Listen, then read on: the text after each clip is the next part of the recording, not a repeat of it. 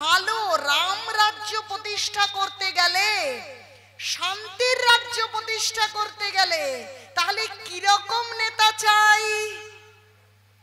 ধার্মিক নেতা চাই। কিরকম মানুষ চাই? ধার্মিক মানুষ চাই।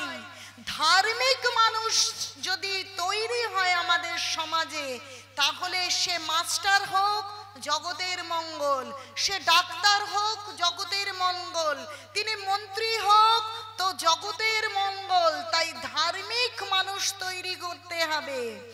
আর চরম এবং পরম ধার্মিক ছিলেন ভরত মহারাজ। হরে কৃষ্ণ, হরি বল। সত্য যুগে ভগবান এসেছেন, ত্রেতায় এসেছেন এবং দাপরে এসেছেন। ত্রেতা যুগে এসেছেন মর্যাদা পুরুষোত্তম ভগবান শ্রী রামচন্দ্র। তো এই যে ভগবান সত্য যুগে আসেন, ত্রেতায় এসেছেন, দাপরে এসেছেন, এই যে যুগে যুগে ভগবান আসেন, এ বিষয়ে গীতায় ভগবান বলছেন, যদা যদা হি ধর্মস্য গ্লানির্ভবত ভারত অভ্যুত্থানম অধর্মস্য তদাত্মানং সৃজাম্যহম পরিত্রাণায় সাধুনাং বিনাশায় চ দুষ্কৃতম ধর্ম সংস্থাপনার্থায় সম্ভাবামি যুগে যুগে। ভগবান যুগে যুগে আসেন ধর্মকে, প্রকৃত ধর্মকে স্থাপনা দেবার জন্য, আর অসুরকে সংহার করবার জন্য, আর সাধুকে পরিত্রাণ করবার জন্য। তো রামচন্দ্র এসেছেন ত্রেতা যুগে মর্যাদা পুরুষোত্তম। ভগবান আরো আসেন আমাদেরকে অনুগ্রহ করবার জন্য। ভাগবতমে 10ম অধ্যায়ে ভগবান বলছেন, অনুগ্রহায় ভক্তানাম, আমি ভক্তদেরকে অনুগ্রহ করবার জন্য আসি। আমাদের জীবনকে আনন্দময় করে গড়ে তোলবার জন্য তিনি আসেন এবং লীলা করেন। আমাদের জীবনকে সুন্দর করে দেবার জন্য তিনি মনুষ্য রূপ ধারণ করেন। কিন্তু তিনি যখন মনুষ্য দেহ নিয়ে আসেন তখন আমরা বুঝতে পারি না। তাই গীতায় ভগবান বলছেন, মনুষ্যানাং যখন অবজনন্তি মং মূঢ়া মনুষ্যং তনুমাশ্রিতম পরম ভাব অজানন্ত মম ভূত মহীশ্বরম। বলছে অবজানন্তি মং মূঢ়া, যে মূঢ় ব্যক্তিরা আমাকে জানতে পারে না। যখন ভগবান মনুষ্য শরীর ধারণ করে আসেন, লীলা বিলাস করেন, তখন আমরা বুঝতে পারি না। আমরা সাধারণ মানুষ, ভগবান এসেছেন কিন্তু তাকে আমরা কি মনে করি? আমাদের মতন মনে করি, যে আমাদের মতন বুঝি সাধারণ মানুষ।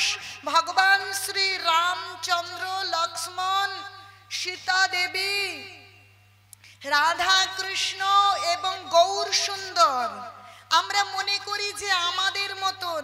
কিন্তু ভগবান মনুষ্য শরীর ধারণ করেন, সাধারণ মানুষের মতন থাকেন, কিন্তু তারা সাধারণ মনুষ্য নয়। আমরা বুঝতে পারি না আমাদের মূর্খতার কারণে, আমাদের জড় চিন্তা ভাবনার কারণে। আমরা চোখ থাকতেও অন্ধ, তাই আমরা চিনতে পারি না, জানতে পারি না। রামচন্দ্র এসেছিলেন ত্রেতা যুগে। তিনি তার জীবন আচরণের মধ্যে দিয়ে আমাদেরকে শিক্ষা দিয়েছেন, যাতে আমরা শিক্ষা গ্রহণ করে সুন্দরভাবে ধার্মিক জীবন যাপন করি। তিনি এসেছেন জীবনে, কিন্তু আমরা সেটা বুঝতে পারিনি। তো আমাদের অনেক সৌভাগ্য যে এই গ্রামবাসী বৃন্দ, এলাকাবাসী, পরিচালক মণ্ডলী, রামনবমী উৎসব পালন করছেন এই বীরভূম জেলায়। তো আপনারা বুঝতে পারছেন যে জীবনে একমাত্র আনন্দ যদি হয় ভগবানকে মাঝখানে রেখে। আপনাদের শুভ বুদ্ধির উদয় হয়েছে, না হলে তো এত ফাংশন এত কিছু হচ্ছে, কিন্তু আপনারা আজ আনন্দ কিসের জন্য করছেন? আজ আপনারা আনন্দের মধ্যমণি অনাদির আদি গোবিন্দ স্বয়ং রামচন্দ্রকে মাঝখানে রেখে আপনারা আনন্দ উৎসবে যোগদান করেছেন। তার মানে আপনাদের শুভ বুদ্ধির উদয় হয়েছে, বিবেক আপনাদের উদিত হয়েছে। দেখুন ভাগবতম কি বলছে, যে ভাগ্য দৈন বহু জন্ম সমার্জিতেন, বহু বহু জন্মের পর প্রকৃত ভাগ্যের উদয় হয়। তখন কি হয়? তার সমস্ত মোহজনিত অন্ধকার দূরীভূত হয়ে সে বুঝতে পারে এই জীবনের মাঝখানে হচ্ছে অনাদির আদি গোবিন্দ, আনন্দের কেন্দ্র হচ্ছে অনাদির আদি গোবিন্দ। এই বুদ্ধি আপনাদের এসেছে, এই বিবেক আপনাদের এসেছে, তার মানে আপনারা সকলে ভাগ্যবান এবং ভাগ্যবতী। তাই আপনাদের এই শুভ বুদ্ধি, শুভ বিবেক এবং ভাগ্যের উদয়ে আসুন আমরা একবার প্রভুরা জয়ধ্বনি এবং মায়েরা, সকল মায়েরা উলুধ্বনি দিয়ে সেই শুভ বুদ্ধি শুভ বিবেককে আমরা সাদরে সম্ভাষণ করি। নিতাই গৌর সীতানাথ প্রেমানন্দে হরি হরি বল, হরি হরি বল। রামচন্দ্রের অনেক লীলা করেছেন আমাদেরকে সুন্দর শৃঙ্খলিত এবং আনন্দময় জীবন উপহার দেবার জন্য। কিন্তু আমি জানি আপনারা প্রথম দুদিন ভাগবত শ্রবণের পরে আপনারা দুদিন রামায়ণ শ্রবণ করবেন। তাই সামান্য অল্প একটু শিক্ষা আপনাদের সম্মুখে আলোচনা করে আমরা ভাগবতমের গূঢ় তথ্যে ভাগবত ধর্মের দিকে এগিয়ে যাব। দেখুন রামচন্দ্র শিক্ষা দিচ্ছেন আমাদেরকে পিতৃসত্য পালনের জন্য। রামচন্দ্র বনে যাচ্ছেন, কারণ পিতা দশরথ কথা দিয়েছিলেন মাতা কৈকেয়ীকে যে তোমাকে আমি দুটো বর দিতে চাই, তুমি যা চাইবে আমি তাই দেব। আগামীকাল রামচন্দ্রের রাজ্যাভিষেক, সমস্ত রাজ্যে আনন্দ উৎসব, রাজপ্রাসাদ সেজে উঠেছে। কিন্তু মন্থরার কুবুদ্ধিতে কৈকেয়ীকে মনোকষ্টে ভুগছেন। মন্থরা বলেছে এই সুযোগ, এখন তুমি নিজের ছেলেকে রাজা করো, তুমি চেয়ে নাও তোমার সেই দুটো বর। কি চাইবে?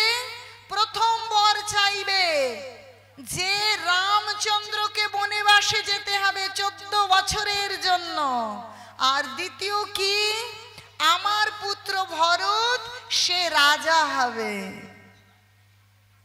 তো কৈকেয়ীকে এমন করে বলেছে মন্থরা। দেখুন শাস্ত্র বলছে সাধু সঙ্গ, সাধু সঙ্গ সর্বশাস্ত্রে কয়, লভমাত্র সাধু সঙ্গ সর্বসিদ্ধি হয়। সাধু সঙ্গ করলে সর্বসিদ্ধি হয়। আচ্ছা এ পাশের মায়েরা আমাকে দেখতে পাচ্ছেন না? তুলসী মহারানীর জন্য এরকম অসুবিধা হচ্ছে না তো? তো দেখুন সাধু সঙ্গতে সর্বসিদ্ধি হয়, কিন্তু বলছে অসতের সঙ্গে থাকি চিত্ত হলো বজ্র পায়, সাধু সঙ্গ যেতে মন নাহি চায়।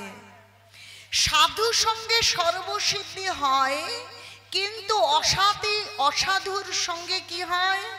এই চিত্ত মানে মনটা বজ্র। বজ্র মানে কি? যেখানে বজ্রপাত হয় সেখানে শান্তি থাকে? যেখানে বজ্রপাত হয় সেখানে আনন্দ থাকে না? থাকে না। বলছে অসতের সঙ্গে থাকি চিত্ত হলো বজ্র পায়, সাধুর কাছে যেতে চিত্ত নাহি যায়। তো মন্থরা কখনো সাধু কখনো বাজে কে? বাজে চিন্তা ভাবনা, বাজে পরামর্শ আমাদেরকে দেন না। যখন কেউ অসাধু হয় তখন আমাদের নানা আজে বাজে মন্থনা দেয়, পরামর্শ দেয়। তো মন্থরা কইকেয়ীকে পরামর্শ দিচ্ছে, তুমি দুটো বর চেয়ে নাও, রামচন্দ্র রাজা হবে আর রামের যে মা কৌশল্যা হবে কি রাজমাতা, আর তুমি হবে রাজমাতার দাসী। এই সুযোগ হারিও না, তুমি তোমার পুত্রকে রাজা করো। তো সত্যি সত্যি দশরথের কাছে এই বর চেয়ে নিয়েছেন। আজ রাজা দশরথ ভীষণ ভাবে মর্মাহত, কারণ তার রাম রাজা হবে না, রামকে 14 বছরের জন্য বনবাসে চলে যেতে হবে। তো ভীষণ মর্মাহত হয়েছেন, কিন্তু তিনি কথা দিয়েছেন কইকেয়ীকে যা চাইবেন তাই দেবেন।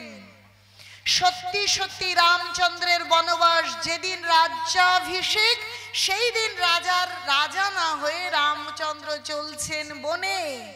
কিন্তু দেখুন লক্ষ্মণের মাতাকে আপনারা জানেন, সুমিত্রা। মাতা সুমিত্রা লক্ষ্মণকে বলছেন, ওহে পুত্র, তুমি রামচন্দ্রের সঙ্গে বনে যাও, তুমি কখনো রামচন্দ্রের থেকে আলাদা হবে না, তুমি সব সময় রামচন্দ্রের সঙ্গে থাকবে। এখানে যতদিন রাজপ্রাসাদে ছিলে রামচন্দ্রের সঙ্গে ছিলে, এখন রামচন্দ্র বনবাস যাচ্ছে, বনেও তুমি রামচন্দ্রের সঙ্গেই থাকবেন। দেখুন একজন মা তার পুত্রকে হারানোর কোনো ভয় নেই। কি শিক্ষা দিচ্ছে? যে তুমি রামচন্দ্রের সঙ্গে থাকবে, তুমি রাজপ্রাসাদে থাকলেও রামচন্দ্রের কাছে থাকবে, তুমি বনবাসে থাকলেও রামচন্দ্রের সঙ্গে থাকবে। কেন বলছেন জানেন?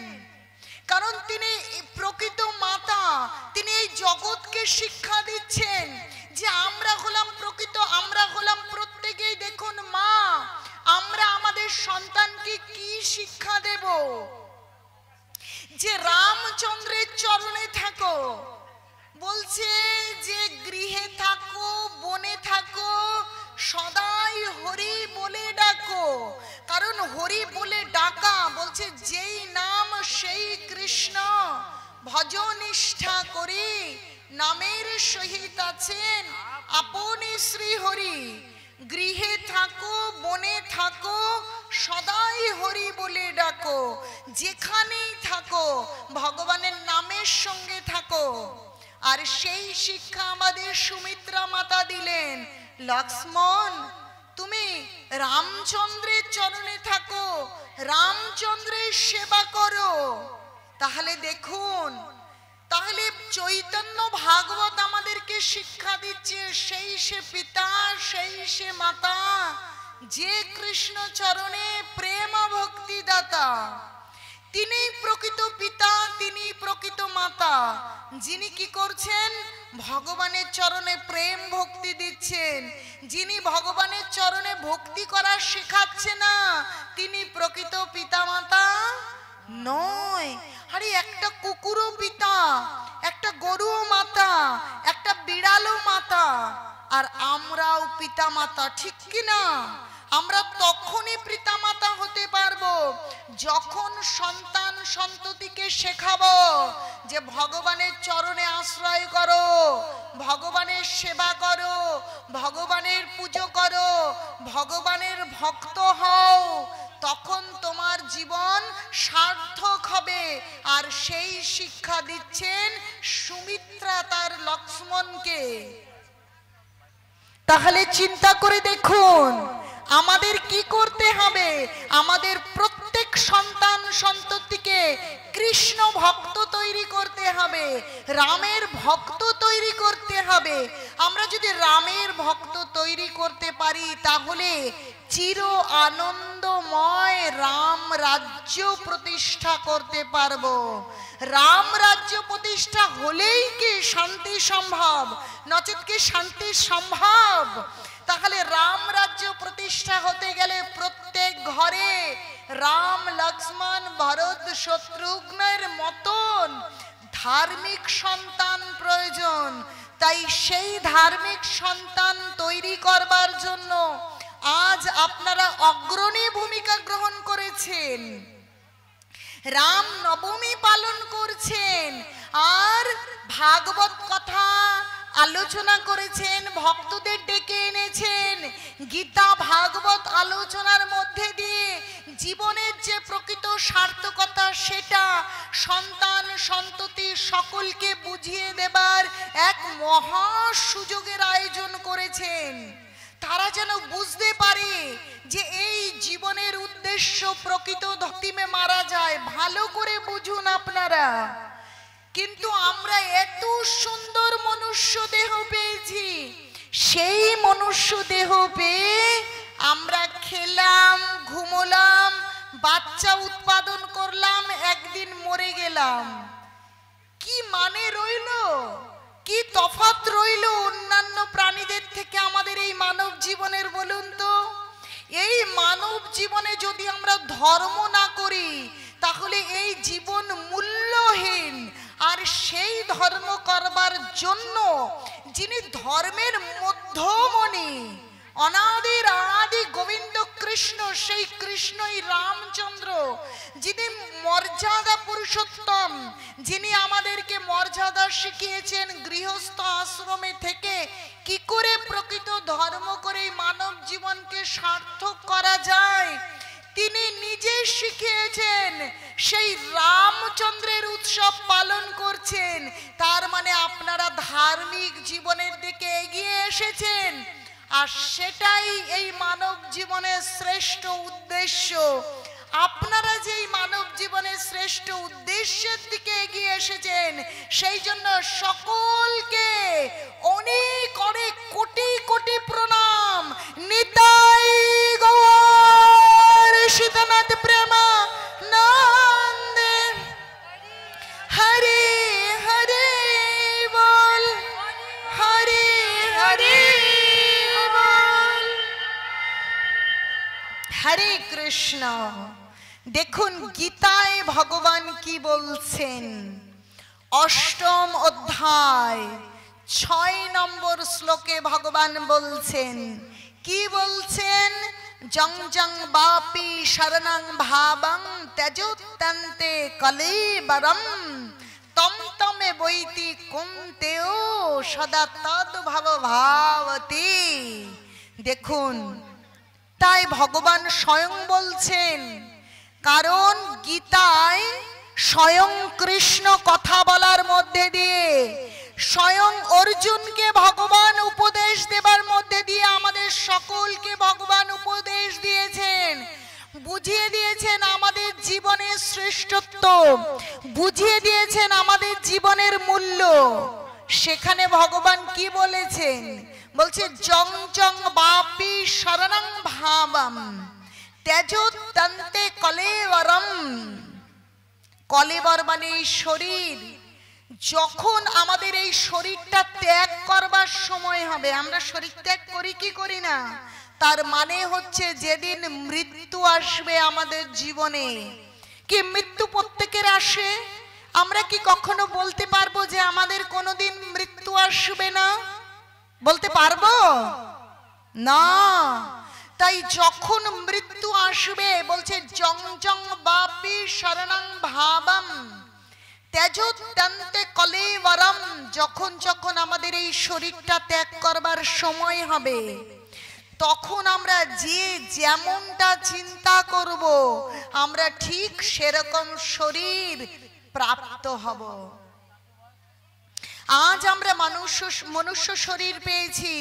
দেখুন স্বয়ং রামচন্দ্রের মতন দেখতে কিনা, দেখুন দ্বিভুজ, দেখুন দুটো হাত, দুটো চোখ, দুটো কান, কি সুন্দর আমরা দেখতে, দেখুন তো আমরা দেখতে স্বয়ং দ্বিভুজ মুরলী মনোহর কৃষ্ণের মতন কিনা, কত সুন্দর আমরা। তো এত সুন্দর শরীর পেয়ে আমরা বুঝতে পারছি না যে আমাদের জীবনের শ্রেষ্ঠ বিষয়টা কি। আমাদের জীবনের শ্রেষ্ঠত্ব হচ্ছে যখন মৃত্যু আসবে তখন আমরা যেমন চিন্তা করব আমরা সেরকম শরীর প্রাপ্ত হব। এখন সারা জীবনে কখনো ভগবানের নাম করিনি, ভগবানের পুজো করিনি, ভগবানের গান করিনি, তাহলে মৃত্যুর সময় কি ভগবানের কথা মনে আসবে? আসবে? বলুন তো, আসবে? যখন মানুষের মৃত্যু আসবে আসবে মনে হয় তখন তাড়াতাড়ি করে ডেকে নিয়ে আসি কিনা, কীর্তনিয়া ডেকে নিয়ে আসি, একটু হরিনাম করুন, একটু হরিনাম করুন। কিন্তু জীবনেও হরিনাম করেনি, মৃত্যুর সময় তার কি হরিনাম এই কর্ণছিদ্র দিয়ে হৃদয়ে পৌঁছবে? বলুন তো প্রভু, কোনদিন পৌঁছবে? কোনদিন পৌঁছবে না। তাই আমাদের কর্তব্য জীবন থাকাকালীন ভগবানের নামকে আশ্রয় করা। নাম আর ভগবান আর ভাগবতম অভিন্ন। তাই ভগবানের নামকে যদি আমরা আশ্রয় করি, ভগবানের নামকে অভ্যাস করি, তাহলে মৃত্যুর সময় আমাদের ভগবানকে স্মরণ হবে। কারণ নামকে স্মরণ হলে মানে ভগবানকে স্মরণ। তাহলে ভগবানকে যদি স্মরণ হয় তাহলে কি হবে শুনুন। যদি ভগবানকে স্মরণ হয় কি হবে? বলছে অন্তকালে চমামেব স্মরণ মুক্তা কলেবরম য প্রয়াতি সমাদ্ভাবং জাতিনস্তত্র সংশয়। অন্তিম কালে যদি ভগবানের স্মরণ হয় তাহলে ভগবানকে লাভ করা হবে। আর এরকম কখনো পশু পাখি, কখনো কীট পতঙ্গ এরকম জীবন হবে না। তাই ভগবানকে আশ্রয় যদি না করি, যদি অন্তিম সময় ভগবানকে মনে না করতে পারি, যে বিষয় মনে আসবে সেই রকম রূপ, সেই রকম শরীর আমাদের পেতে হবে। ভাগবতম পঞ্চম স্কন্ধ, সেখানে ভরত মহারাজ এই শশাগরা পৃথিবীর রাজা ছিলেন। যে ভরত মহারাজের নামকরণে আমাদের এই দেশের নাম হয়েছে কি? ভারতবর্ষ, তাই না? আমাদের এই দেশের নাম কিন্তু আগে ভারতবর্ষ ছিল না। কি ছিল আমাদের ভারতবর্ষের নাম? অজানাভ।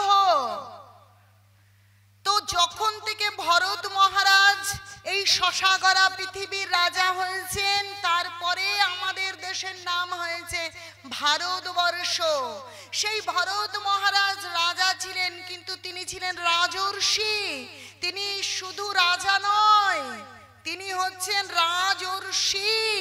রাজা আবার ঋষি, প্রকৃত রাজা। তিনি ধার্মিক। বলছে কোন দেশের রাজা যদি প্রকৃত রাজা হতে হয় তাকে ধার্মিক রাজা হতে হবে, তাহলে দেশের মঙ্গল এবং দশের মঙ্গল। রাজা যদি ধার্মিক না হয় তাহলে সেই রাজ্যে সুখ শান্তি কোনো কিছুই আর কি নেই। তখন কি হবে?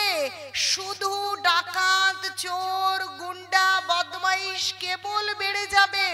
সকলে কেবল নানা বিষয় চুরি করে অর্থ সম্পদ কেবল বাড়াবে, কিন্তু তারা জানে না যে অর্থ সম্পদ সবকিছু নয়। অনেক বড় বড় চাকরি করে তারপরেও চুরি করে, তাই না প্রভু? হ্যাঁ, অনেক টাকা আছে, টাকা রাখবার জায়গা নেই, তারপরেও চুরি করে। কারণ তারা শাস্ত্র জানে না। অনেক ডিগ্রি পেয়েছে, অনেক বড় চাকরি করে, অনেক বড় মন্ত্রী হয়েছে, কিন্তু তারা জানে না প্রকৃত টাকায় মন ভরে না, ও যত আসবে আরো চাই। তাই তারা শাস্ত্র জানে না বলে তারা কি করে? তারা ছলে বলে কৌশলে কেবল অন্যের সম্পদ হরণ করতে শুরু করে, তাই তো? কিন্তু প্রকৃত ধার্মিক জানেন কি? টাকায় মন ভরবে না, মন ভরে কিসে জানেন? ভগবানের নামে, ভগবানের কথায় আর ভগবানের ভক্তিতে।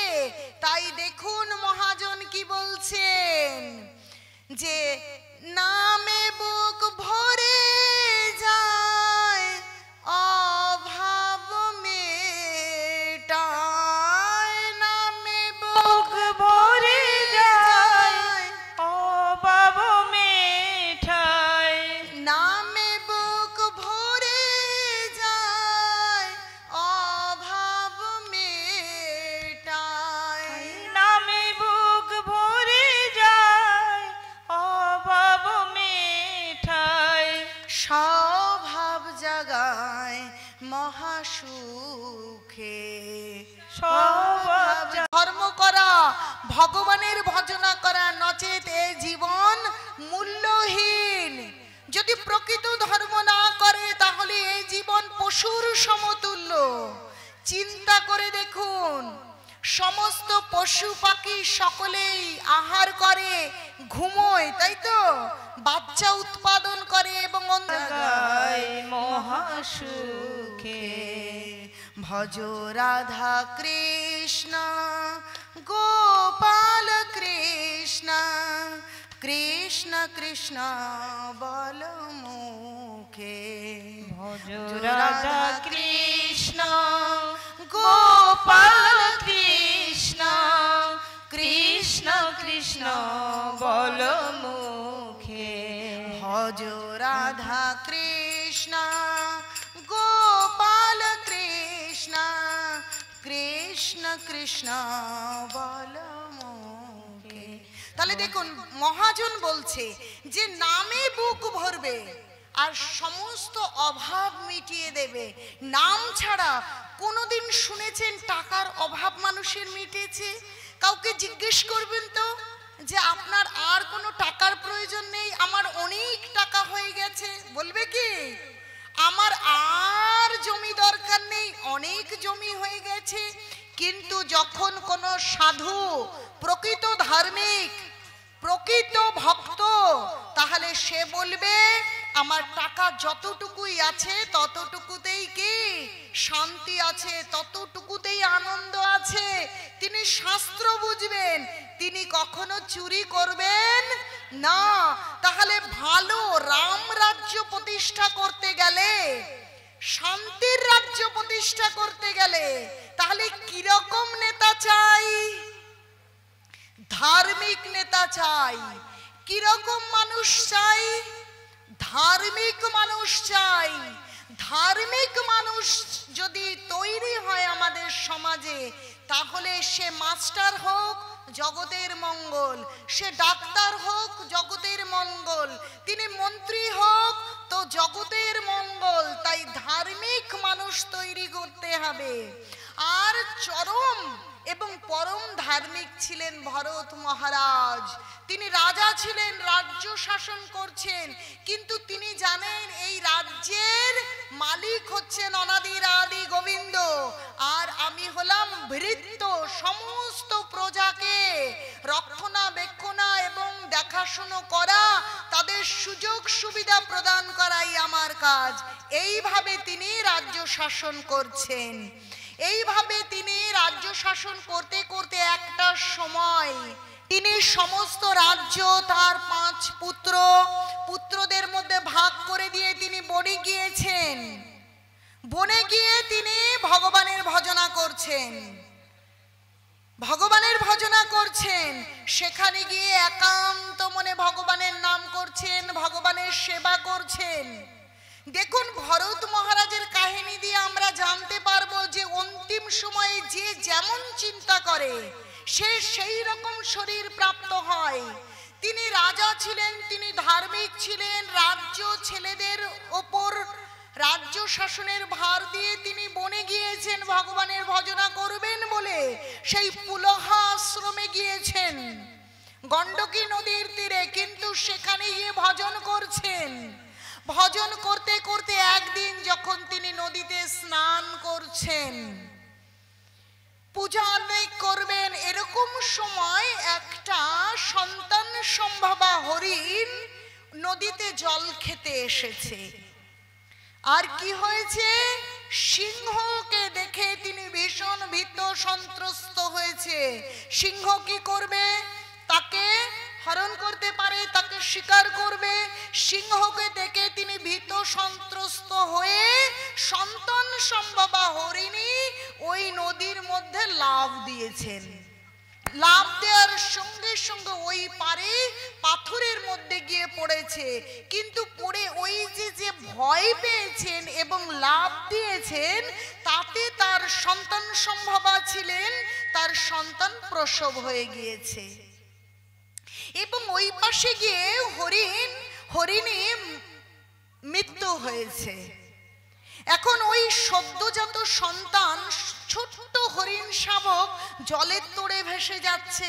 আর সেই সময় ভরত মহারাজ সেখানে স্নান করছেন।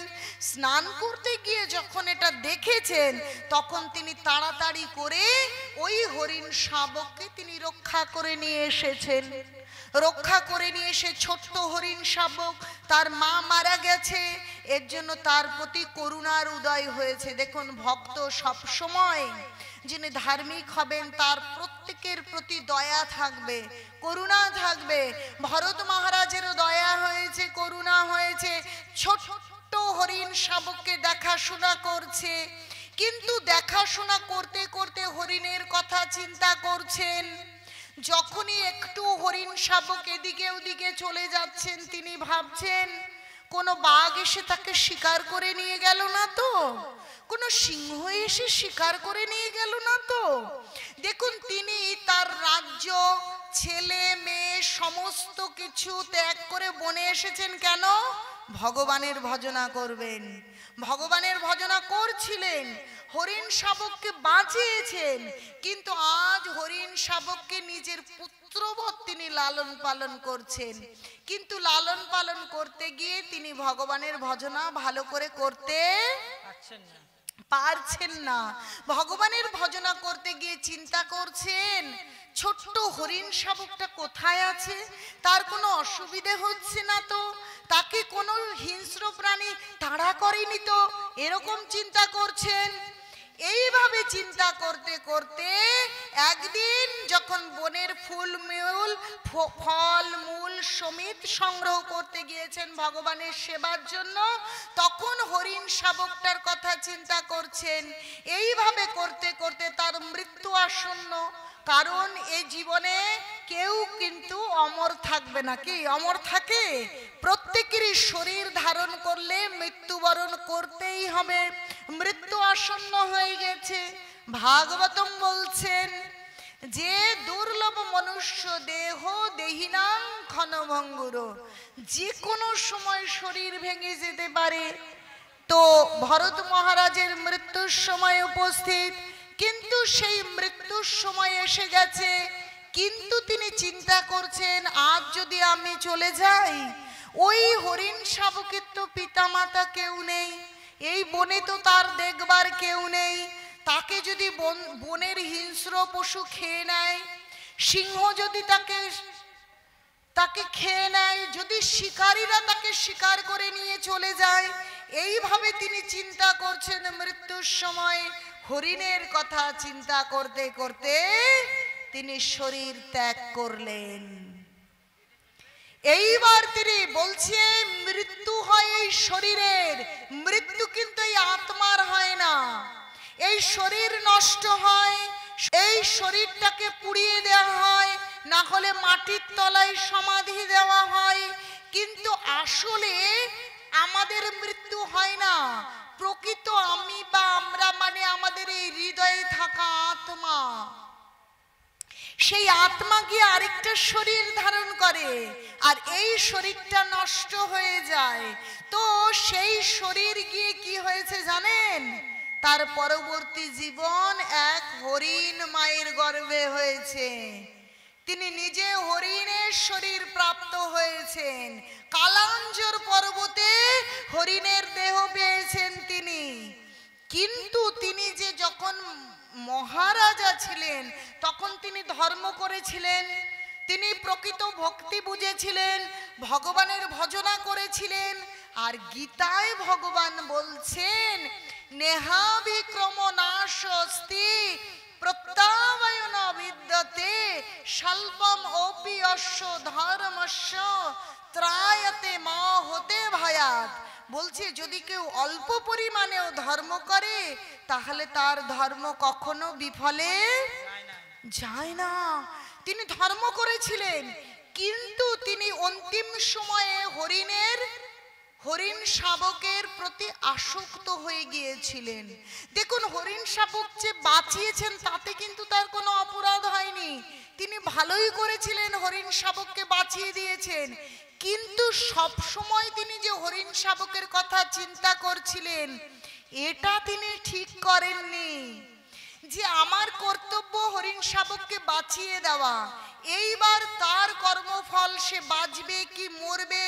এই যে আমরা কেউ ধরুন 5 বৎসর বাঁচে, কেউ গর্ভেই মারা যায়, কেউ ভূমিষ্ঠ হয়ে মারা যায়, কেউ 50 বছর বাঁচে, কেন এরকমটা হয়? আমরা কি কখনো চিন্তা করে দেখেছি যে কেন এরকম হয়? আসলে আমরা প্রত্যেকেই পূর্বজন্মের প্রারব্ধ কর্মফল ভোগ করছি। সেই কারণে কেউ 50 বছর, কেউ 100 বছর, কেউ 70 বছর হলে মারা যাচ্ছে, কেউ অল্প বয়সে মারা যাচ্ছে। তাহলে এই সমস্ত কিছু পূর্ব থেকে নির্ধারিত, সে বিষয়টা আমরা পাল্টে দিতে পারি না। মৃত্যুটা একটা বাহানা, সেটা নিয়তি পূর্ব নির্ধারিত। তাহলে সেই শাবক কবে মারা যাবে, তার কি হবে, তার প্রতি আমার কর্তব্য, তাকে আমি বাঁচিয়েছি, এইবার তার কর্মে যেমন আছে তেমন হবে। আমার কাজ ভগবানের সেবা করা, ভগবানের চরণে আশ্রয় করা। ভগবানের কাছে বললেই হতো, ভগবান ওই হরিণ শাবকের পিতা মাতা নেই, তুমি ওর মঙ্গল করো।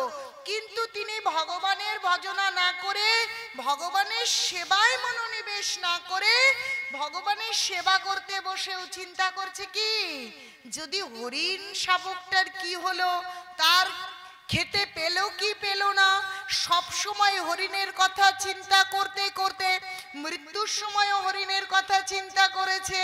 তাই গীতায় বলছে জং জং বাপি শরণং ভাবং তেজোত্তন্তে কলেবরম। অন্তিম সময়ে যে যেমন চিন্তা করবে তার সেরকম শরীর প্রাপ্ত হবে। তাই ভরত মহারাজ আজ হরিণের দেহ পেয়েছে, কিন্তু তিনি যেহেতু আগে ধর্ম করেছিলেন তাই তিনি জাতিশ্বর হয়েছেন। আপনারা জানেন জাতিশ্বর কাকে বলে? যিনি পূর্বজন্মের কথা মনে রাখতে পারেন। হয়েছেন হরিণ, কিন্তু তার পূর্বজন্মের কথা মনে আছে, আমি রাজা ছিলাম, আমার 5 পুত্র ছিল, আমি স্ত্রী পুত্রদের পরিত্যাগ করে বনে গিয়েছিলাম ভগবানের নিরন্তর ভজনা করব বলে, আর সেখানে এসে আমি হরিণ শাবকের প্রতি আসক্ত হয়ে ভগবানের ভজনা করতে পারিনি। হায় হায়, আমি কি ভুল করেছি। তিনি অনুতপ্ত, তাই আজ তিনি ওই হরিণ জীবনে তার মাতাকে পরিত্যাগ করে ওই কালাঞ্জর পর্বত থেকে চলে এসেছেন কোথায়?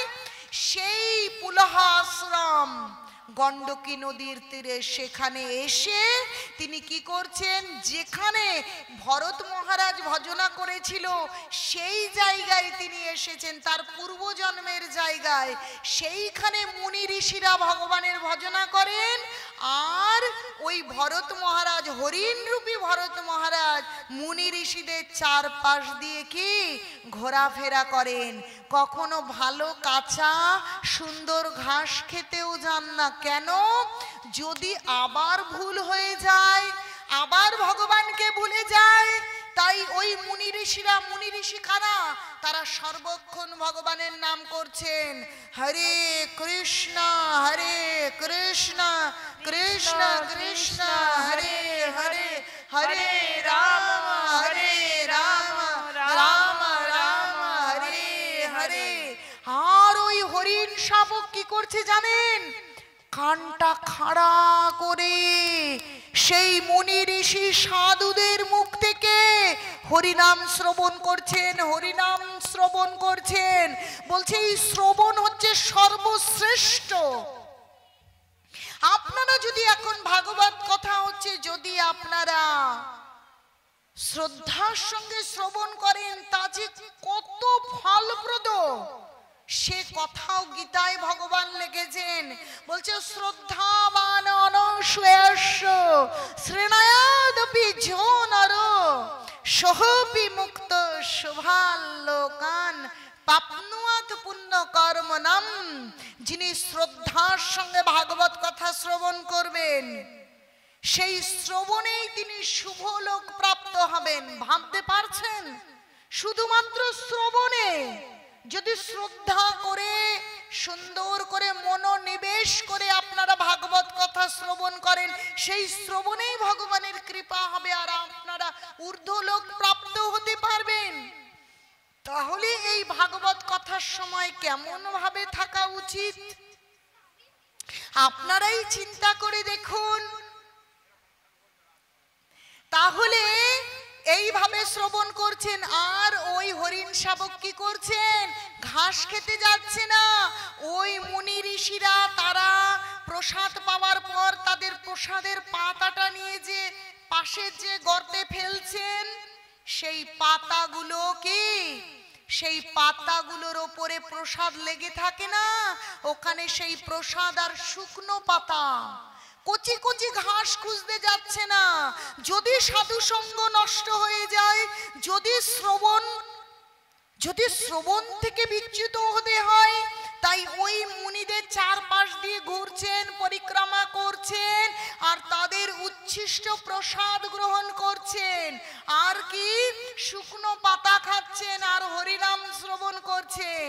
এইভাবে তার কর্মফল যখন শেষ, তিনি হরিণ দেহ থেকে যাবার সময় হয়েছে, আবার মৃত্যু আসন্ন, কিন্তু তিনি এবার আর পূর্বের মতন ভুল করেননি।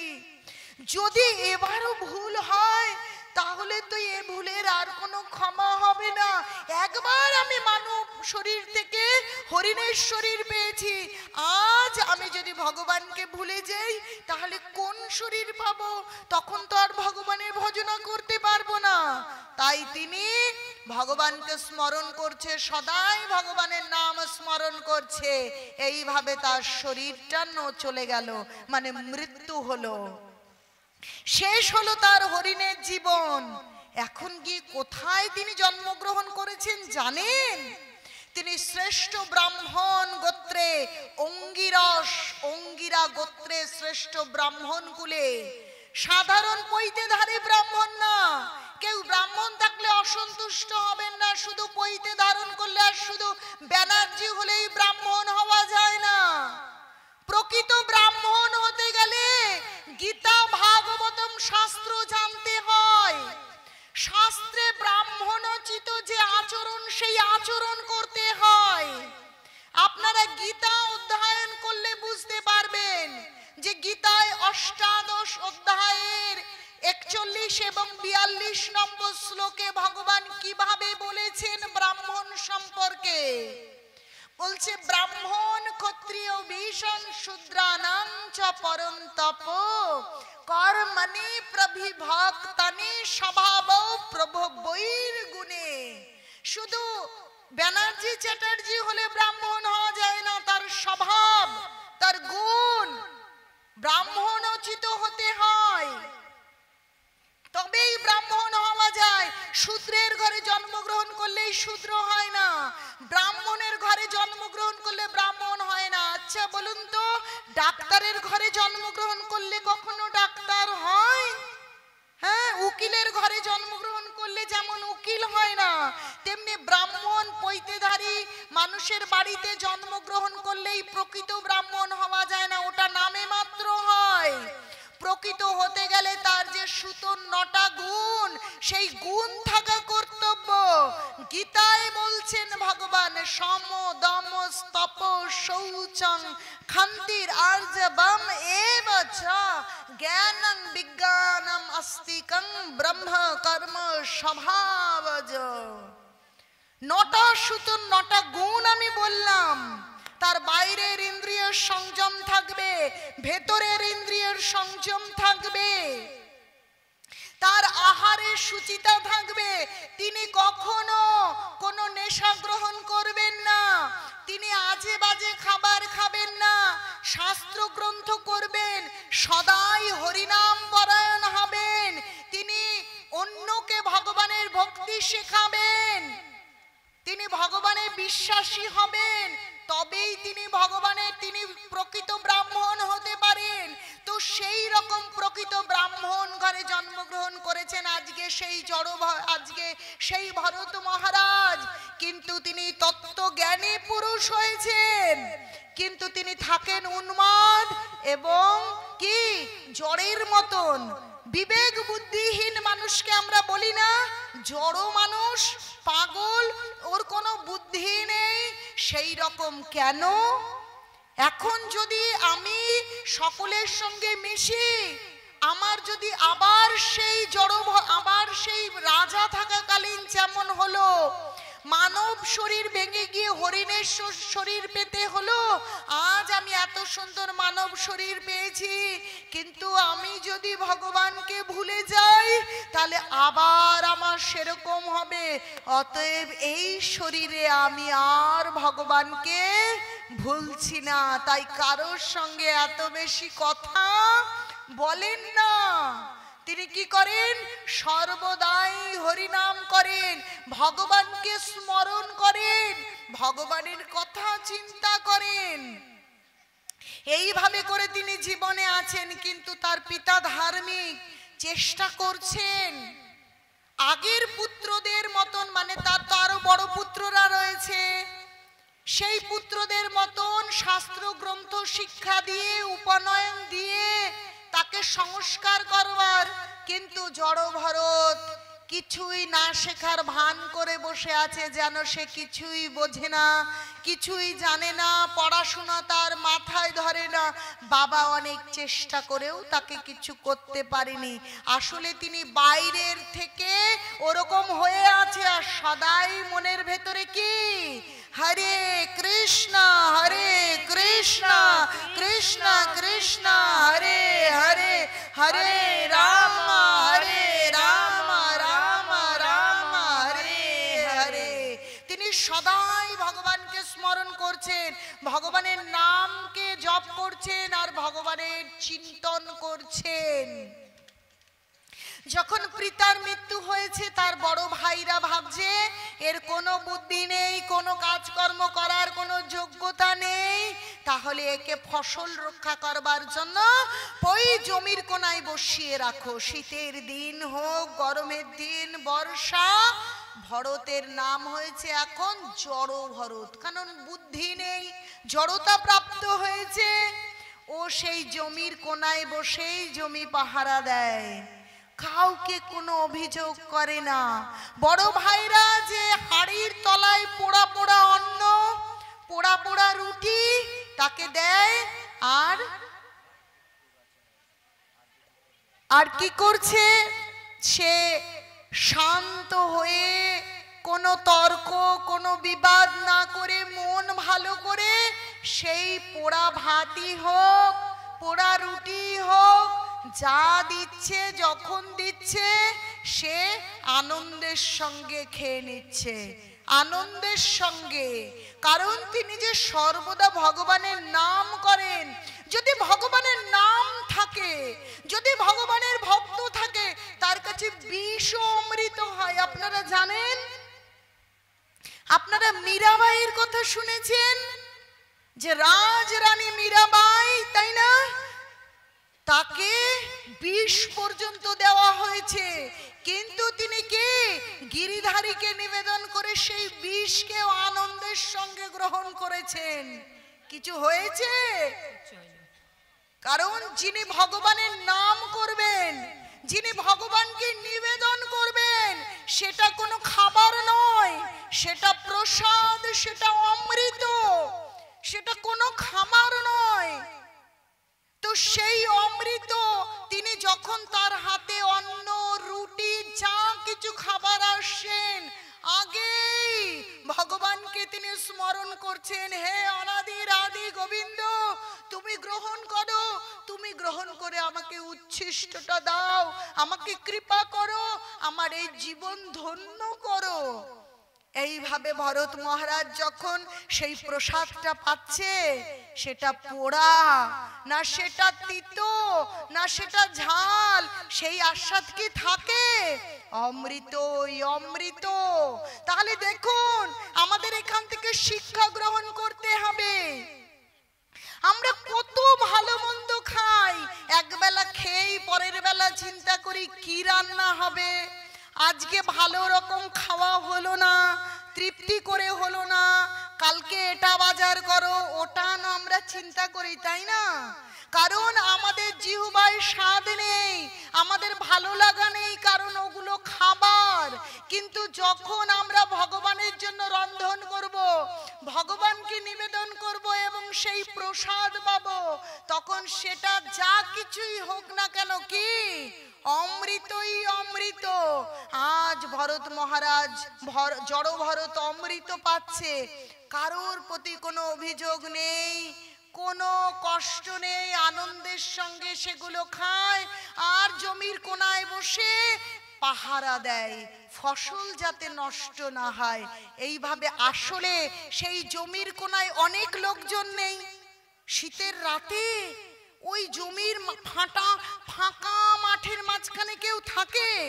আসলে নিরালায় বসে তার অন্তঃকরণে নিরন্তর সে ভগবানের নাম করছে, ভগবানকে স্মরণ করছে, তার এই মানব জীবনকে তিনি সার্থক করছেন। আমরা কেবল চেষ্টা করছি কত টাকা জমাবো, কত টাকা, কত জমি কিনবো, কত জমি গয়না কত কিনবো, কত কিনবো, আর প্রকৃত সম্পদ আমরা জানি না।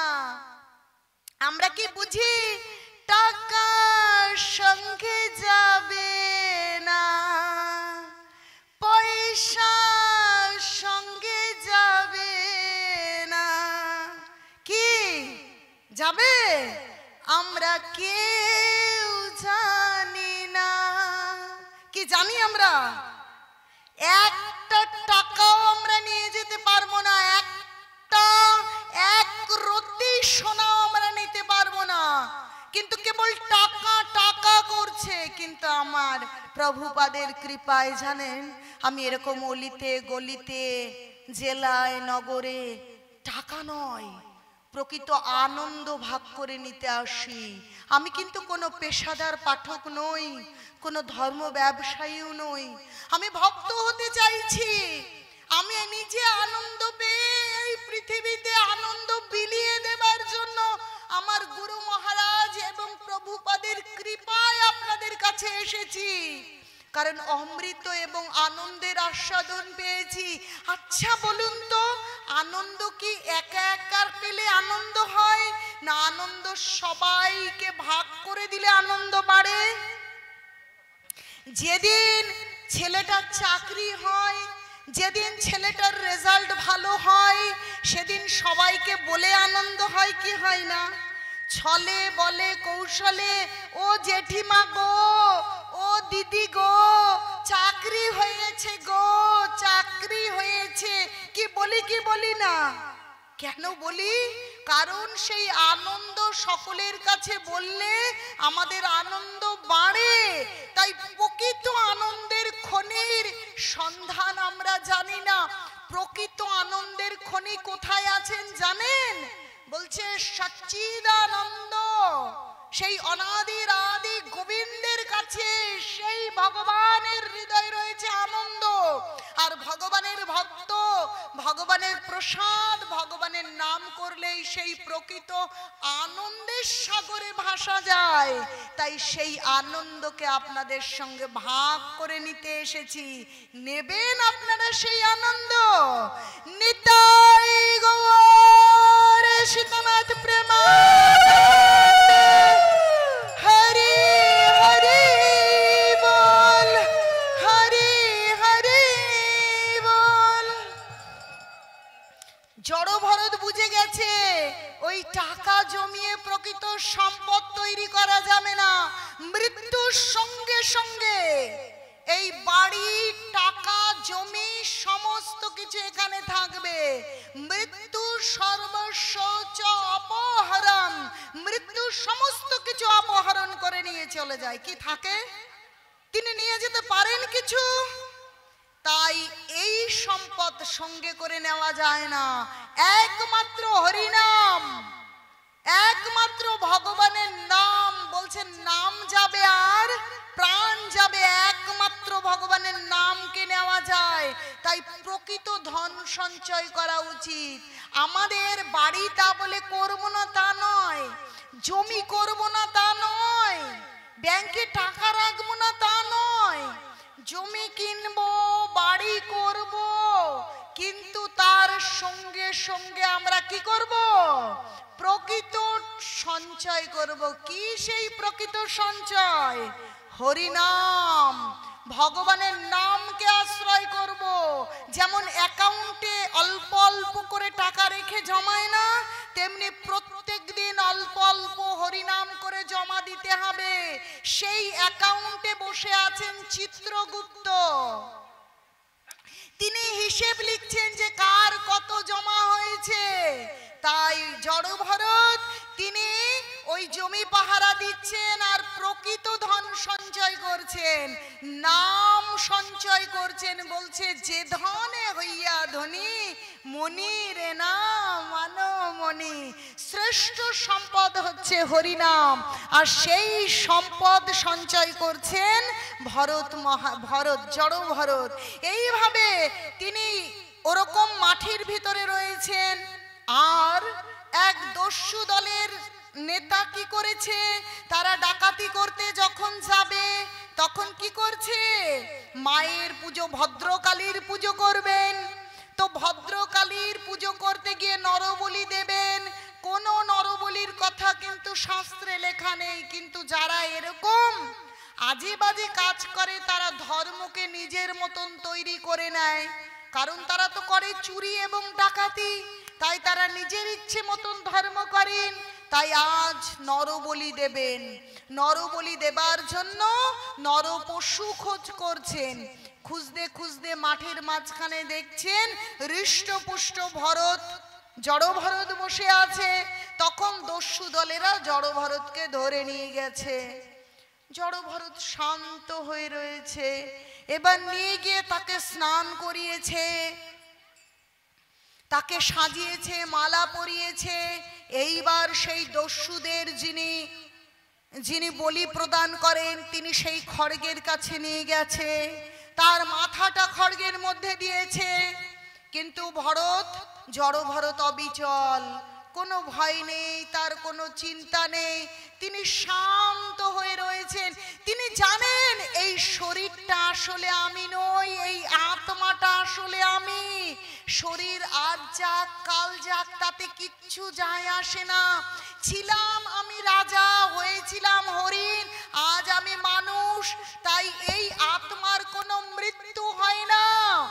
গীতায় ভগবান বলেছেন কি, যে নৈনং ছিন্দন্তি শস্ত্রাণি নৈনং দাহতি পাবক ন চৈনং ক্লেদায়ন্ত ন শোষয়ত মারুত। এই আত্মাকে অস্ত্রের দ্বারা কাটা যায় না। আগুন একে পুড়িয়ে দিতে পারে না, জল ভিজিয়ে দিতে পারে না, বায়ু তাকে শোষণ করে নিয়ে যেতে পারে না। এই আত্মা নিত্য শাশ্বত। আসলে শরীর নষ্ট হয়, প্রকৃত আমি বা আমরা হলাম আত্মা, আর এই আত্মা হচ্ছে ভগবানের নিত্য দাস। তাই ভগবানের যিনি ভক্ত তার কখনো ক্ষয় হয় না, মৃত্যু হয় না। তাই তার কোনো ভয় নেই, তার কোনো চিন্তা নেই। বলছে যে স্বল্পম অপি অশ্ব ধর্মস্য ত্রায়তে মহতে ভয়াত। যিনি অল্প পরিমাণেও ধর্ম করবেন তার কোনো ভয় থাকবে না। তাহলে জড়ভরত তো অল্প পরিমাণে ধর্ম করেছে কি না, তাহলে তার ভয় থাকবে কেন? তার কোনো ভয় নেই। তিনি এরকম, তাকে খড়গে দেওয়া হয়েছে কিন্তু তিনি শান্ত হয়ে আছেন।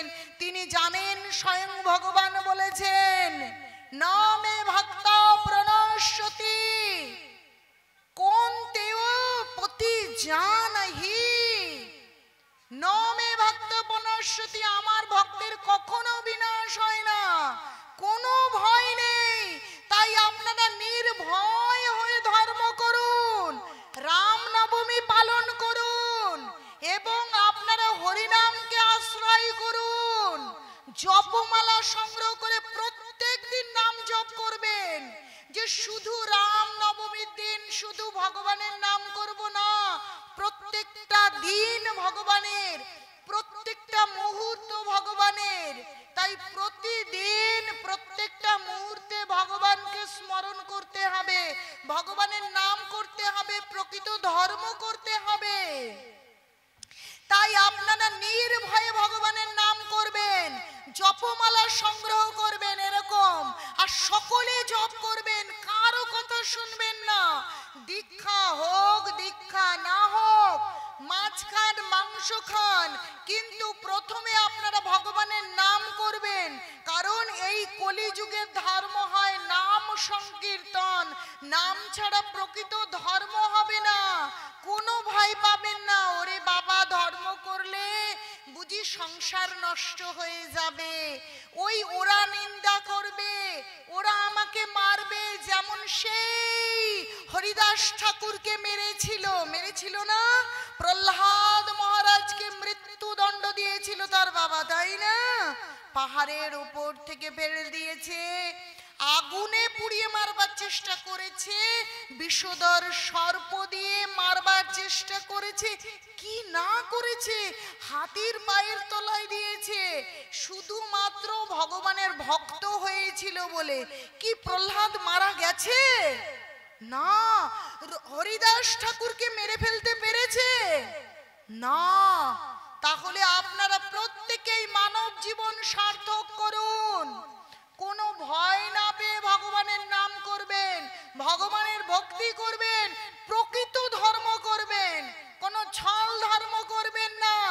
দেখুন সেই জড় ভরত প্রকৃত ধর্ম করছে, ভগবানের নাম করেন, ভগবানের ভক্ত, তাই খড়গতে দিয়ে দিয়েছেন, কিন্তু তার কোনো ভয় নেই, শান্ত স্থির চিত্ত হয়ে তিনি বসে আছেন, মনের ভেতরে ভগবানের নামকে স্মরণ করছেন। কিন্তু এই যে মা কালী, মহাদেব, যত দেব দেবতা আছে সকলে ভগবানের ভক্ত, সকলে ভগবানের ভক্ত। তাই মায়ের পুজোয় ওই জড় ভরতকে বলি দেবে, কিন্তু ভগবানের ভক্তকে যখন কেউ নষ্ট করার চেষ্টা করে মাও তাকে ক্ষমা করেন না। মা ওই মৃন্ময়ী মূর্তি থেকে বলছে, নও তুমি মাটির নও, আমরা মনে করি ওটা মাটির, মনে করি পাথরের, মনে করি ওটা কি, ওটা পিতলের, কিন্তু না, বিগ্রহের ভিতরে প্রাণ থাকে। মা ওখান থেকে সাক্ষাৎ বেরিয়ে এসেছেন, বেরিয়ে এসে যিনি বলি দেবেন, বলি দেবার জন্য খড়গ উঁচু করেছেন, মা তার হাত থেকে খড়গটা নিয়ে যত ডাকাত ছিল সকলে শিরচ্ছেদ করেছেন। ছেদ করে যেন আদর করে, কি মা তার বাচ্চাকে কি করে, সুন্দর আদর করে কোলে নিয়ে ভালোবাসে না, আজ যেন জড় ভরতকে মা এরূপ আদর করছেন। আর সমস্ত দস্যুদের তিনি কেটে ফেলেছেন। তাহলে চিন্তা করে দেখুন, যখন আমরা কোনো প্রাণকে হত্যা করি আমরা চিন্তা করি না, আমরা এখানে কসাইখানা ওখানে কসাইখানা, শুধু মৃত্যু আর মৃত্যু আমরা কখনো চিন্তা করে দেখছি না। না, মা কোনো বলি পছন্দ করেন না, আমরা প্রকৃত শাস্ত্র জানি না। দেখুন জড় ভরতকে যখনই বলি দিতে নিয়েছে তখন মা নিজে প্রকাশিত হয়ে সমস্ত দস্যুদের আজ তিনি হত্যা করেছেন, রক্ষা করেছেন জড় ভরতকে। জড় ভরত ওখান থেকে আস্তে আস্তে আবার তার জায়গায় ফিরে এসেছে। আবার সেখানে বসে পাহারা দিচ্ছেন। তিনি যেখানেই থাকেন পাহারায় থাকেন, জমির কোনায় থাকেন, বাড়িতে থাকেন, কিংবা বলির খড়গের মধ্যে থাকেন, সদাই কি সদাই হরি নাম করেন। বলছে গৃহে থাকো বনে থাকো সদাই হরি বলে ডাকো, হরি হরি হরি। এই হরি ছাড়া জীবনের মূল্যবান আর কি শ্রেষ্ঠ বস্তু আর কিছু নেই। এখন জমির কোনায় বসে এইভাবে পাহারা দিচ্ছেন। সেই সময় রাজা রহুগণ শিবিকার মধ্যে, সেবিকা মানে বোঝেন, পালকিতে করে আসছেন। পালকিতে করে চলতে চলতে একজন বাহকের অভাব ঘটেছে। অসুস্থতার কারণে একজন বাহক আর পালকি বইতে পারছে না। তখন তার যারা পালকি বাহক ছিল তারা খুঁজে দেখছে একজন হৃষ্টপুষ্ট স্বাস্থ্যবান লোক রয়েছে। এই তুমি এদিকে এসো তো, এদিকে এসো তো, এসে তুমি এই শিবিকাটা বহন করো, রাজামশাইকে নিয়ে চলো। এখন ছন্দে ছন্দে রাজামশাইকে পালকিতে করে নিয়ে যাচ্ছে। পালকিতে নিয়ে যাওয়ার একটা ছন্দ থাকে কিনা, সুন্দর তালে তালে নিয়ে যায়। আর বাকি তিনজন যেভাবে তালে তালে নিয়ে যাচ্ছে সেইভাবে তালে তালে চলছে না। কারণ জড়ভরত জানে তিনি কৃষ্ণ তত্ত্ববেত্তা, তার আত্মদর্শন, তার জ্ঞান হয়েছে প্রকৃত।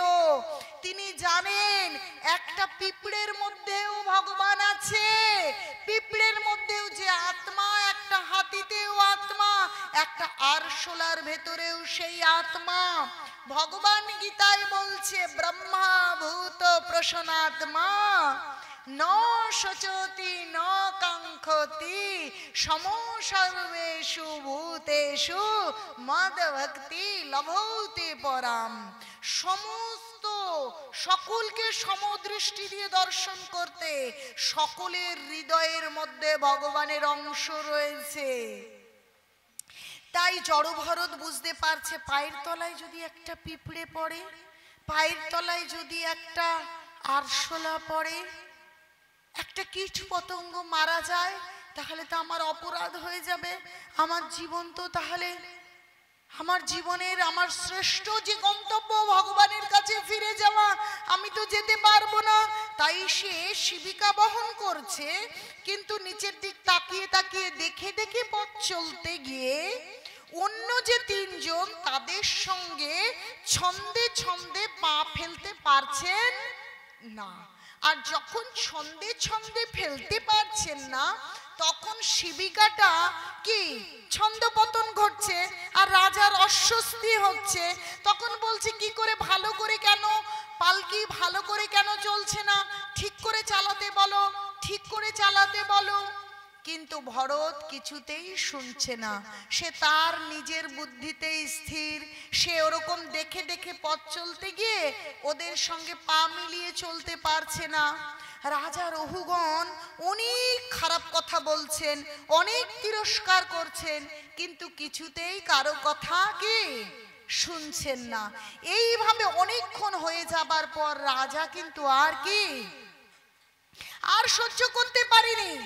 আমি এই সমস্ত রাজ্যের রাজা, আমি মালিক, আর তুই বেটা ভৃত্য, তুমি কিনা আমার শিবিকা বহন করতে গিয়ে আমাকে তুমি এরকম অস্বস্তিতে ফেলেছো, আমাকে কষ্ট দিচ্ছ, তোমার কত বড় সাহস, এইভাবে করে তিরস্কার করছে। কিন্তু তাতে ভরতের কিছুই হচ্ছে না, যেমন চলছিল তেমনই চলছে। এমন চলতে চলতে একটা সময় রাজামশাই, এই পালকি নামাও, নামাও করে রাজামশাই নেবে এসেছে।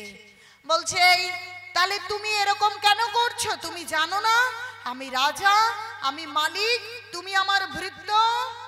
বলছে রাজামশাই আপনি যেটা বলছেন সেটা ঠিক নয়, আপনি কারো রাজা নন আর আমিও কারো ভৃত্য নই।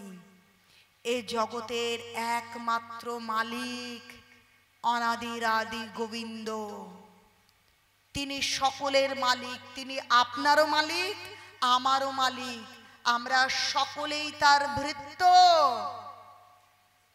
আপনি কেন বুঝতে পারছেন না? তখন রাজামশাই ভাবছে এ কি কথা বলছে, কি বলো তুমি? তখন জড়ভরত বলছে যে দেখুন, আসলে আপনি এই যে ওপরের যে আপনার শরীর, এই শরীরে আপনি রাজা হয়েছেন, কিন্তু এই শরীরটা আপনার নয়। এই শরীরের অভ্যন্তরে, এই হৃদয়ে বসে থাকা আত্মাটাই হচ্ছেন আপনি। সেখানে আপনার হৃদয়ে যে আত্মা, আমার হৃদয়েও সেই আত্মা, একটা পশু পাখি কীট পতঙ্গেরও সেই আত্মা আছে। বলছে জীবের স্বরূপ হয় কৃষ্ণের নিত্য দাস। আমরা ভগবানের অংশ, অংশের কাজ পূর্ণের সেবা করা। একমাত্র মালিক অনাদির আদি গোবিন্দ, আপনি মালিক নন। আপনি আপনার মানব জীবনকে সার্থক করুন। এই শরীরটা, এই শরীরের পরিচয় কোনো পরিচয় নয়। চিন্তা করে দেখুন তো, চিন্তা করে দেখুন এই শরীরের পরিচয়টাই কি কিছু আসে যায়? যিনি শিখ সেজে আছেন তিনি শিখ, পাগড়ি বাঁধবো তো আমি পাঞ্জাবি, তাই তো? যে যেমন সেজে বসে আছে সে সেই পরিচয়ে আছে। এই শরীরের পরিচয়ে আমরা কেউ ডাক্তার, কেউ ইঞ্জিনিয়ার, কেউ মাস্টার, কেউ ধনী, কেউ দরিদ্র, কেউ কুৎসিত, কেউ সুন্দর, ঠিক কিনা বলুন তো? কিন্তু এটা উপরের খোলস, বইয়ের মলাটের মতন। আসলে আমরা তা নই। আমরা কেমন বুঝিয়ে বলি তাহলে বুঝতে পারবেন। তো দেখুন, আসলে আমাদের এই শরীর এবং প্রকৃত আমরা কি? এই শাড়ির মতন। দেখেছেন, একটা শাড়ি পরে এসেছি, এই শাড়িটা যখন নতুন থাকে, ভালো থাকে, আমরা পরি। যখন শাড়িটা ছিঁড়ে যায় তখন কি করি? শাড়িটা ফেলে দিই। তাই ভগবান বলছেন বাসাংশি জিন্নানি যথা বিহায় নবানি গিন্নতি নরো অপরানি তথা শরীরানি বিহায় জীর্ণান্নানি সংজাতি নবানি দেহি। শাড়িটা পরেছি কিন্তু শাড়িটা ছিঁড়ে যাবে, শাড়িটা ছেড়ে আরেকটা নতুন শাড়ি পরবো, তাই না?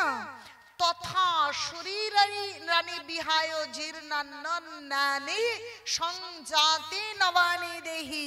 তেমনি এই শরীরটা যখন জরাজীর্ণ হয়ে যাবে, শরীরটা যখন খারাপ হয়ে যাবে, তখন আমরা এই শরীরটা ছেড়ে আরেকটা শরীর ধারণ করব। আসলে এই শরীরটা হচ্ছে উপরের খোলস, এই শাড়ির মতন। আসলে আমরা হলাম এই হৃদয় অভ্যন্তরে থাকা আত্মা। এই আত্মা আমাদের সকলের সমান। জাতি, ধর্ম, ধনী, দরিদ্র নির্বিশেষে আমরা সকলে ভগবানের অংশ। সকলে আমরা বলে করি আমাদের ধর্ম হিন্দু, কেউ ভাবে মুসলিম, কেউ খ্রিস্টান, কেউ জৈন, কেউ পারসিক। আসলে প্রকৃত ধর্ম এটা নয়। আমরা হচ্ছে সনাতনী। কি প্রকৃত ধর্ম? আমরা সনাতনী। তার মানে কি? এই সনাতন কথাটার অনেক মূল্য রয়েছে। আমরা ভগবানের সনাতনী আত্মা, আমরা ভগবানের অংশ।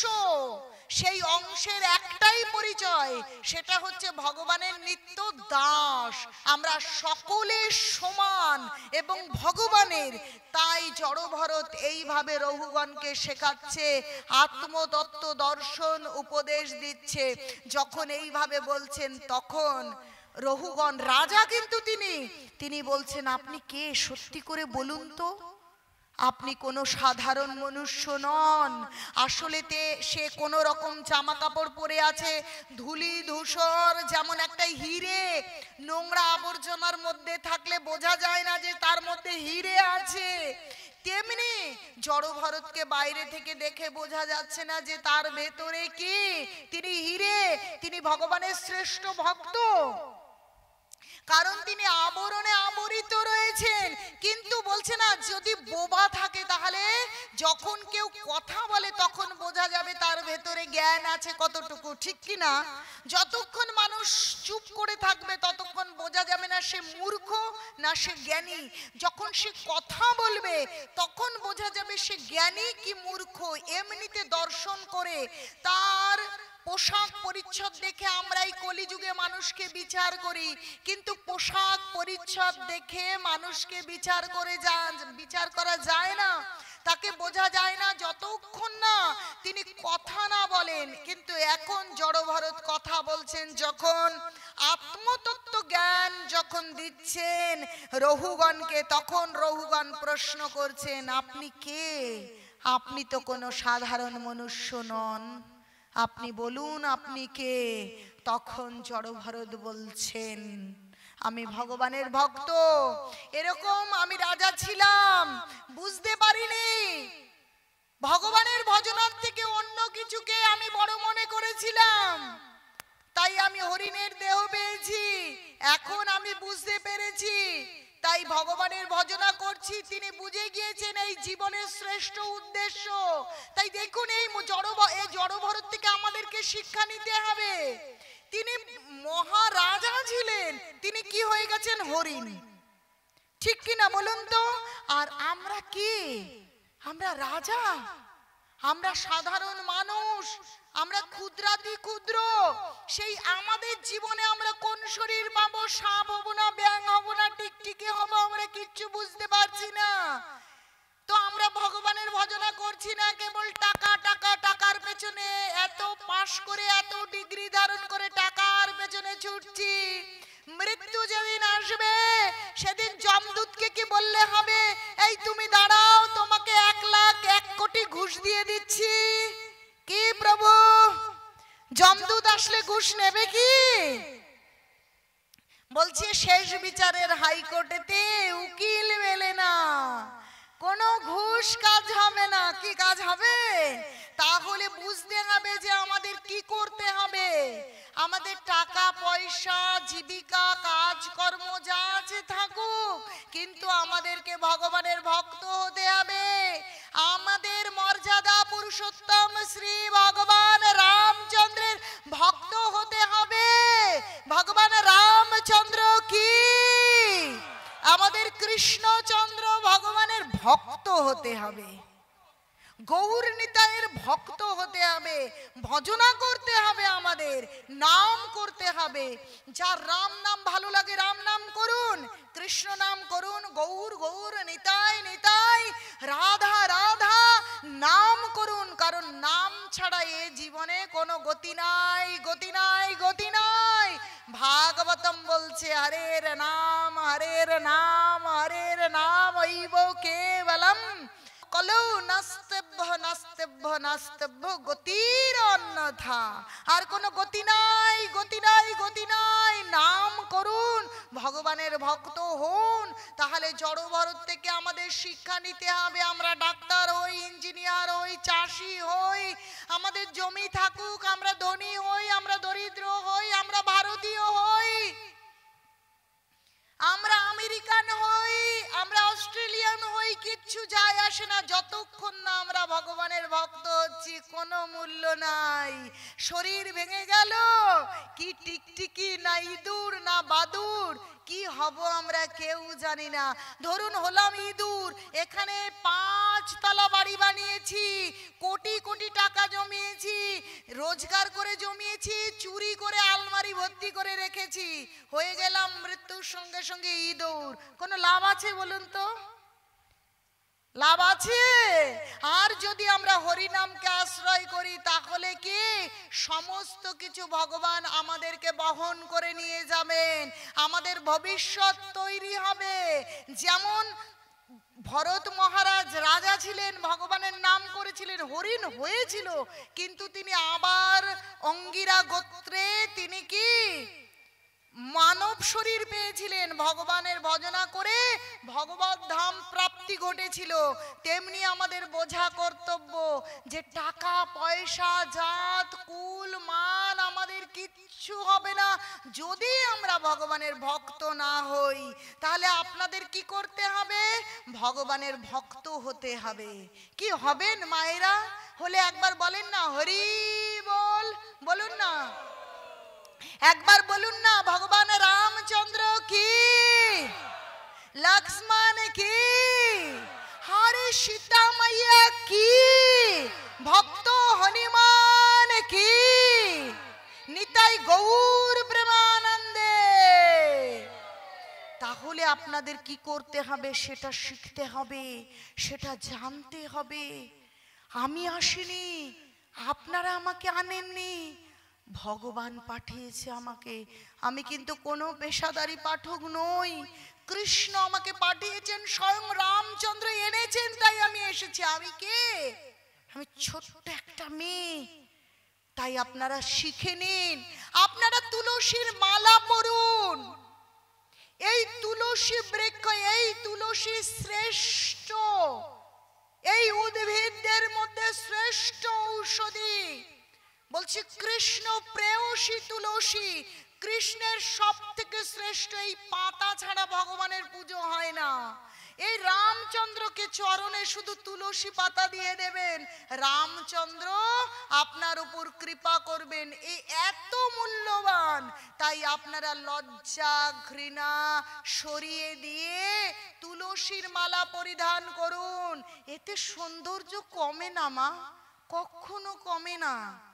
আপনারা ভগবানের নাম জপ করুন। যখন আপনাদের সময় থাকবে তখন জপমালায় এক মালা দু মালা জপ করবেন। রাত্রে ঘুমোতে যাওয়ার সময় বিছানায় বসে জপ করবেন। ভাববেন আমাদের তো দীক্ষা হয়নি, আপনাদের কাছে আমি 2 দিন রয়েছি, কালকেও ভাগবত কথা হবে। আপনাদের যত প্রশ্ন আছে আপনারা আমাকে করবেন। দীক্ষা হলেই জপ করা যায়, দীক্ষা না হলে ভগবানের নাম করা যায় না এমন কোনো কথা নেই। দীক্ষা হলো না, মৃত্যু চলে এলো, তখন আপনি যমদূতকে বলতে পারবেন, আরে যমরাজা, যমদূত আমার তো দীক্ষা হয়নি, তুমি একটু দূরে দাঁড়াও, আমি একটু দীক্ষা নিয়ে আসি। কি বলতে পারবেন?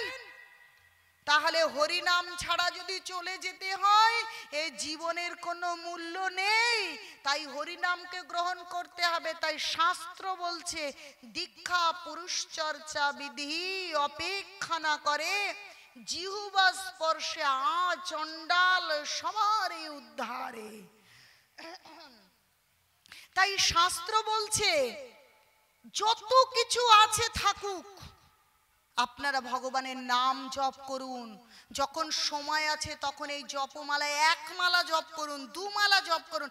আমি নিজে আপনাদের হাতে করে শিখিয়ে দেব। সকাল থেকে আপনারা যাবেন, আমি যেখানে থাকবো, যার যার ইচ্ছে আছে ওই 50-60 টাকা কি 70 টাকা ওই প্রভু ক্রয় মূল্য নেবেন, লাভ করবেন না। আমি ব্যবসা করাবার জন্য, এই জগতে অনেক ধর্ম ব্যবসায়ী আছে বাবা, আমি ব্যবসা করবার জন্য অলিতে গলিতে ঘুরে বেড়াই না। আরো যখন জানতে পারবেন তখন বুঝতে পারবেন। আমি চাই এই আনন্দের সাগরে আপনারা সন্তরণ করুন, আনন্দ পান। আপনারা জপ করুন বিছানায় বসে 1 মালা, ঘুমোতে যাওয়ার সময় 1 মালা, না পারলে ঘুম থেকে উঠেই ওই বাছি বিছানায় বসে, ওই বাসি কাপড়ে ওখানে বসেই 1 মালা জপ করেন। কারণ মৃত্যু যখন আসবে তুমি ঘুমিয়ে আছো, না তোমার বাসি বিছানা না তোমার বাসি কাপড়, কোনো কিচ্ছু দেখবে না। তোমার টাকা আছে, তোমার টাকা নেই, তুমি একটু ফর্সা না তুমি একটু কালো, কিচ্ছু যায় আসে না, ভগবানের নাম। কিন্তু এই কলিযুগে গৌরাঙ্গ মহাপ্রভু আসলেন, বলছেন রামচন্দ্র কৃষ্ণ, এবং এই কলিযুগে গৌরাঙ্গ মহাপ্রভু এসে নির্বন্ধ করে মানে সংখ্যামালায় জপ করবার জন্য বলেছেন। তিনি বিধান দিয়েছেন আমাদের, আমরা ভয় পাই, আমরা জানি না, তাই আপনারা জপ করতে পারছেন না।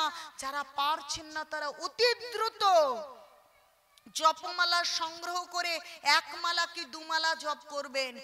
আর যখন কাজ করবেন তখন মনের ভেতরে কেউ ছাদ পিটায় হাতুড়ি দিয়ে, কেউ ইট গাঁথে, কেউ চাষবাস করে, আর ওই কাজের সঙ্গে সঙ্গে কি তালে তালে কাজ হচ্ছে বাইরে, আর মনে কি, মনে কি হরে কৃষ্ণ হাততালি দিয়ে কৃষ্ণ কৃষ্ণ হরে হরে, হরে রাম রাম রাম হরে হরে।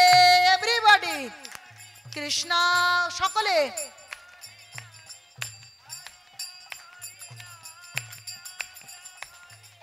এ হরে কৃষ্ণ কৃষ্ণ কৃষ্ণ হরে হরে, হরে রাম রাম রাম হরে হরে। হরে কৃষ্ণ, সকলে গলা খুলে হরে হরে, হরে রাম রাম রাম হরে হরে। এ হরে কৃষ্ণ কৃষ্ণ কৃষ্ণ হরে হরে, হরে রাম রাম রাম হরে হরে। হরে কৃষ্ণ হরে কৃষ্ণ কৃষ্ণ কৃষ্ণ হরে হরে, হরে রাম রাম রাম হরে হরে। এরকম করে কাজ করছেন, মায়েরা আমার উঠোন ঝাড় দিচ্ছেন, কিন্তু মনে শাড়ি কয়টা হইল, আমাকে কে একটু নিন্দা করলো, আমি একটু কালো, আমার শাড়িটা ভালো নয়, ওতে কিছু হবে না মা। ভেতরে উঠোন ঝাড় দিচ্ছি, আমার কর্ম আমি করছি, ঘর মুছছি, আমার কর্ম আমি করছি, বাসন মাজছি, আমার কর্ম আমি করছি, কিন্তু মাথায় অন্য চিন্তা বন্ধ করে হরি নাম করুন। হরে কৃষ্ণ কৃষ্ণ কৃষ্ণ হরে হরে, হরে রাম রাম রাম হরে হরে। কাজ করুন। প্রকৃত ভক্তি করতে আপনাদের চাকরি ছাড়তে হবে না, চাষ করা ছাড়তে হবে না, বাড়ি ঘর ছেড়ে বনেও যেতে হবে না। এই বাড়ি ঘরে থেকে কাজকর্ম করে স্বামী সন্তানকে সঙ্গে নিয়েই ভগবানের নামকে আশ্রয় করুন আর প্রকৃত ধর্ম করুন। প্রকৃত ধর্ম করে নিজের জীবনকে আনন্দে ভরিয়ে তুলুন। দেখবেন আপনাদের কেমন আনন্দ লাগে। যদি আপনারা এইবার আজকে এসেছি, আপনারা জপমালা নেন, আমি নিজে হাতে আপনাদের শিখিয়ে দেব। আগামী বছর বা কিছুদিন পরে যদি কোথাও এখানে আসি, তখন আপনারা নিজেরাই খোঁজ পেয়ে যাবেন আর বলবেন, ওরে মারে, কেউ বলবেন মেরে, আমি না ভগবানের নাম করছি, আমার না এখন আর মাথায় চিন্তা হয় না, আমার যন্ত্রণা হয় না, আগে আমার ঘুম হতো না, এখন আমার ঘুম হয়, বুকটা ধড়ফড় করে না, আমার ভালো লাগে। দেখবেন আপনারাই বলবেন। তাই হরি নাম করুন। আপনাদের পা ধরে ধরে আমি বলবো, কারণ আপনারা নিত্যানন্দ প্রভুর দেশের লোক। নিত্যানন্দ প্রভু সকলের পা ধরে ধরে বলতেন, একটু ভগবানের ভজনা করুন, একটু ভগবানের এরকম ধুলোয় লুটোপুটি খেতেন পা ধরে পড়ে পড়ে। আপনারা হরিনাম করুন। দেখুন কি বলছে, যারই দেখে তারই কয় দন্ত তৃণ করি, আমারে কিনিয়ালো শুনো গৌর হরি। ভজ গৌর হরি বলছে, আমাকে কিনে নাও, তোমরা ভজ গৌর হরি, তোমরা গৌরের নাম করো, তোমরা কৃষ্ণের নাম করো, কারণ গৌর আর কৃষ্ণ অভিন্ন। তোমরা নাম করো, ভগবানের নাম করো। তাই আমি হয়তো এখান থেকে হাত জোড় করে বলছি, আপনারা চিন্তা করুন যে আপনাদের দুটো পা ধরে ধরেই বলছি, আপনারা হরিনাম করুন, আপনারা হরিনাম করুন। আপনারা টাকা কি দেবেন না দেবেন আমি জানি না, আমি জানি না তাতে আমি সন্তুষ্ট হতে পারবো কিনা, আমি জানি না তাতে কি খরচ হবে আর কি থাকবে আমি জানি না, কিন্তু অনেক সন্তুষ্ট হব যদি আপনারা ভগবানের নাম করেন। যদি আপনারা কি হরে কৃষ্ণ কৃষ্ণ কৃষ্ণ হরে হরে, হরে রাম রাম রাম হরে হরে, যদি আপনারা ভগবানের নাম করেন, তাহলে যে শান্তি, যে আনন্দ পাবো, তা টাকা দিয়ে কিনতে পারবো না। তাই আপনাদের কাছে এই অনুরোধ করে আমি আজকের কথায় কি বিশ্রাম রাখবো প্রভু, না আরো কিছুতে এগিয়ে নিয়ে যাব?